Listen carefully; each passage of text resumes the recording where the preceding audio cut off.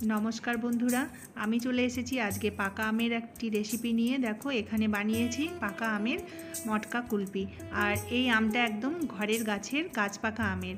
তো বন্ধুরা আমার দুর্গার হেসেলে তোমাদের জানাই অনেক অনেক স্বাগত, অনেক অনেক ভালোবাসা। আর এই রেসিপিটা কিন্তু খুব ছোট্ট একটি ভিডিও, তোমরা আশা করব স্কিপ না করে ভিডিওটা দেখবে, কারণ রেসিপিটা খুবই টেস্টি এবং খুবই ডেলিশিয়াস একটি রেসিপি। তো এখানে দেখো আমার ঘরের গাছের আমি নিয়ে নিয়েছি পাকা আম, আর তার জন্য নিয়েছি 2 প্যাকেট দুধ। তো আমি এখানে দুটো রেসিপি বানিয়েছি, কিন্তু আজকে তোমাদের আমি একটা রেসিপি দেখাবো, কারণ ভিডিওটা কোনোভাবেই যাতে বড় না হয় তার জন্য।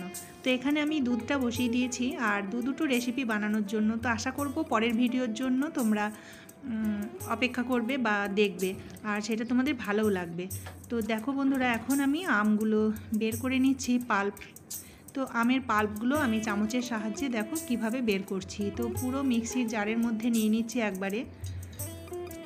তো এইভাবে আমি একের পর এক সমস্ত আমের পাল্পগুলো বের করে নেব।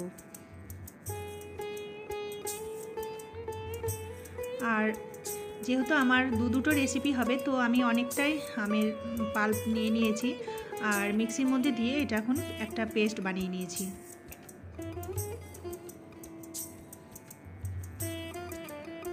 তো এবারে দেখো বন্ধুরা আমি একটা কড়াইয়ের মধ্যে 1 লিটার দুধ দিয়ে দিয়েছি। তো দুধটা এখন জাল দিতে দিয়েছি, অনেকক্ষণ এটা জাল দিয়ে ঘন করতে হবে। তো এইভাবে কিছুক্ষণ এখন দুধটা জাল দেব। আর এইদিকে একটা বাটিতে আমি নিয়ে নিচ্ছি কিছুটা গুঁড়ো দুধ বা আমুল দুধ, তোমরা যে যেটাই বলো। তো সেই দুধটা আমি এখন নিয়ে নিচ্ছি 3-4 চামচ মতো। তো কড়াইয়ে আমার যে দুধটা জাল দেওয়া হচ্ছে সেখান থেকে হাতায় করে আমি 2 হাতা মতো দুধ তুলে নিলাম এই পাউডার দুধটা গোলার জন্য। তো এবারে আমি চামচ দিয়ে দেখো দুধটা নেড়ে সুন্দর করে গুলে নিচ্ছি, যাতে ওর কোনো গুটি না থাকে। আর কড়াইয়ে আমার ততক্ষণে দুধটা আরও কিছুক্ষণ জাল দেওয়া কমপ্লিট হয়েছে। তো এবারে দিয়ে দিলাম 1 বাটি মতো চিনি। আর দুধটা আমার এখানে অনেকটাই ঘন হয়ে এসছে দেখো বন্ধুরা। তো এবারে আমি যে পাউডার দুধটা গুলেছিলাম সেটা আমি এখন এর মধ্যে দিয়ে দেব।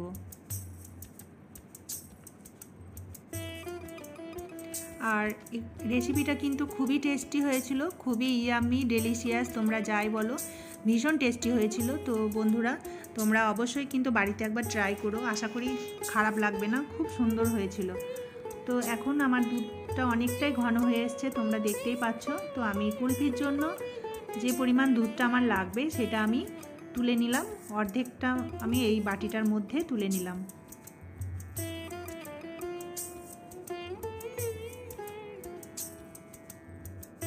তো আমার দুধটা দেখো এখানে তোলা হয়ে গেছে।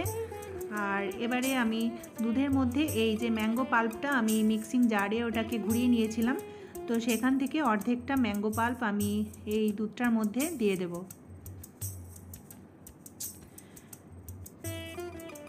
তো তোমরা দেখতেই পাচ্ছ এখন ম্যাঙ্গো পাল্পটা দিয়ে দিলাম। আর এবারে হাতা দিয়ে কিছুক্ষণ মিক্স করে তারপর এটাকে আর একবার মিক্সিং জারে ঘুরিয়ে নেব, তাতে করে আমার সুন্দরভাবে এটা মিক্স হয়ে যাবে। এবারে 4টে এখানে মটকা আমি নিয়ে নিয়েছি দেখো, আর এই মটকাগুলোর মধ্যে আমি এক এক করে ঢেলে দেব। তো আমার আরও 2টো মটকা রয়েছে, মোট 6টা মটকাতে আমার এই কুলফির মিক্সটা চলে আসবে। তো একটু বাটিতে ঢালছিলাম, তো এখন আমি একটা হাতার সাহায্যে ঢালবো, তাহলে অনেকটা সুবিধা হবে। তো সেই জন্য আমি একটা হাতা নিয়ে নিলাম। তো দেখতেই পাচ্ছ কালারটাও কত সুন্দর হয়েছে। আর মটকা কুলফি তো এমনিতেই জানো গরমের দিনে খুব সুন্দর একটা রেসিপি, আর ভীষণ টেস্টি হয়েছিল বন্ধুরা। কারণ আমি পরে ভয়েস ওভার দিচ্ছি, তো খাওয়া তো হয়েই গেছে, সেই জন্য জানতে পেরেছি। তো তোমাদেরও বলছি খুব টেস্টি হয়েছিল মটকা কুলফি।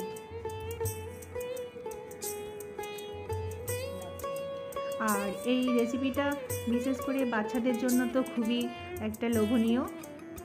তো কালারটাও ভীষণ লোভনীয় হয়েছে, তোমরা নিশ্চয়ই ক্যামেরাতে সেটা বুঝতেই পারছো। তো এখন আমি সুন্দর করে এগুলো দিয়ে দিলাম। আর এবারে আমি আরও 2টো মটকা নিয়ে পুরো 6টা মটকার মধ্যে আমি দেখো একদম রেডি করে নিলাম কুলফিটা বসানোর জন্য। আর এবারে ওপর থেকে আমি একটু গার্নিশিং করে দেব কিছু কাজু আর পেস্তা দিয়ে। তো বন্ধুরা, তোমরা দেখলে আমার পুরো মটকা একদম রেডি হয়ে গেছে। তো তোমাদের কেমন লেগেছে অবশ্যই কিন্তু কমেন্ট করে জানিও। আর যদি ভালো লেগে থাকে তাহলে অবশ্যই একটা লাইক করে দিও। আর যারা চ্যানেলে নতুন এসছো তাদের কাছে অনুরোধ রইল আমার চ্যানেলটিকে সাবস্ক্রাইব করে আমার পাশে থেকো। তাহলে অনেক সুন্দর সুন্দর রান্নার রেসিপি, অনেক সুন্দর সুন্দর এই ধরনের রেসিপিগুলো তোমাদের সামনে নিয়ে আসতে পারবো। তো তোমাদের ভালোবাসা ছাড়া কোনোভাবেই এগোনো সম্ভব নয়। বন্ধুরা, অবশ্যই তোমরা পাশে থেকো, আমিও তোমাদের পাশে সবসময় থাকবার চেষ্টা করব।